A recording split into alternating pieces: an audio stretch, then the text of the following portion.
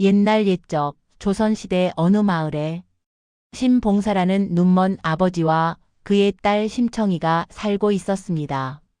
심청은 아주 어릴 적에 어머니를 잃었습니다. 어머니의 따뜻한 손길을 느낄 겨를도 없이 아버지와 단둘이 살아야 했지요. 아버지 신봉사는 눈이 멀어 앞을 보지 못했습니다. 그래서 어린 심청은 아버지의 손과 발이 되어 물도 기르고 밭일도 하고 집안일도 도맡아 했습니다. 이웃들은 늘 말했습니다. 저 어린 것이 참으로 기특하구나. 아버지를 저리도 정성껏 모시다니. 어느 날 신봉사는 절에 들렀다가 스님에게서 이런 말을 듣습니다. 절에 공양미 300석을 바치면 그 공덕으로 눈을 뜨게 될 수 있습니다. 그 말은 신봉사의 마음을 흔들었습니다. 평생 어둠 속에 살았던 그에게 세상을 다시 볼 수 있다는 희망이 생겼던 것이지요. 하지만 300석의 쌀이라니 가난한 집에서 도저히 마련할 수 없는 양이었습니다. 신봉사는 그저 한숨만 내쉴 뿐이었습니다. 그 무렵 인당수라 불리는 바다는 늘 거센 파도로 배를 뒤엎고 수많은 뱃사람들의 목숨을 앗아가고 있었습니다. 사람들은 두려움에 떨며 말했습니다. 이 바다의 신을 달래려면 순결한 재물이 필요하다 하네. 며칠 뒤 뱃사람들이 마을에 들렀습니다. 그들은 장터에서 신봉사의 이야기를 듣게 되었습니다. 맹인 신봉사가 눈을 뜨려면 절에 공양미 300석을 바쳐야 한다는데 그 집은 너무 가난해 도저히 마련할 길이 없다더라. 뱃사람들은 심청에게 다가와 말했습니다. 내가 인당수에 몸을 바치면 바다의 신이 노여움을 풀고 우리 모두가 안전히 항해할 수 있을 것이다. 그 대가로 300석의 쌀을 주겠다. 심청은 깊은 고민에 빠졌습니다. 아버지의 눈을 뜨게 할 수 있는 공양미 300석, 그리고 수많은 사람들의 목숨을 구할 수 있는 희생.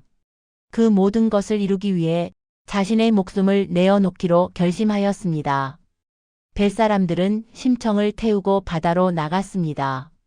인당수에 이르자 심청은 두 손을 모아 기도했습니다. 부디 아버지의 눈을 뜨게 하소서. 부디 이 바다의 파도를 잠재워 주소서. 그리고는 바다 속으로 몸을 던졌습니다. 그 순간 파도는 크게 일렁이고 심청의 모습은 물결 속으로 사라졌습니다. 한참 뒤 마을 사람들은 소식을 전했습니다. 심청이가 아버지를 위해 인당수에 몸을 던졌다네. 그 말을 들은 신봉사는 하늘이 무너지는 듯 했습니다. 내 딸이 나 때문에 목숨을 버렸단 말이냐. 그는 땅을 치며 통곡했습니다. 차라리 이 눈이 영영 뜨지 못하더라도 내 딸이 살아만 있어준다면. 신봉사의 가슴은 찢어질 듯 아팠습니다. 그러나 심청은 죽지 않았습니다. 바닷속 용왕의 궁궐로 들어가게 된 것이지요. 용왕은 심청의 효심과 희생에 감동하여 그녀를 극진히 대접했습니다. 그리고 다시 인간 세상으로 돌려보내기로 했습니다. 심청은 연꽃 속에 앉아 세상으로 올라왔습니다. 그 모습은 너무나 아름다워 왕의 눈에 띄어 황후가 되었습니다. 황후가 된 심청은 가장 먼저 아버지를 궁으로 모셨습니다. 신봉사는 여전히 눈먼 채로 궁궐의 웅장한 기운에 놀라며 누군가 자신을 이끌어주는 손길을 느꼈습니다. 그때 익숙한 목소리가 들려왔습니다. 아버지 저예요. 심청이에요. 신봉사는 순간 귀를 의심했습니다. 아니 내 딸은 인당수에 몸을 던져 이미 세상을 떠났거늘. 이 목소리가 정말 심청이란 말이냐? 그는 떨리는 손을 뻗어 앞에 선 여인의 얼굴을 더듬었습니다. 부드러운 뺨, 따뜻한 눈물, 그리고 어린 시절부터 함께했던 그 손길의 온기가 그대로 느껴졌습니다. 그 순간 신봉사의 눈이 번쩍 뜨였습니다.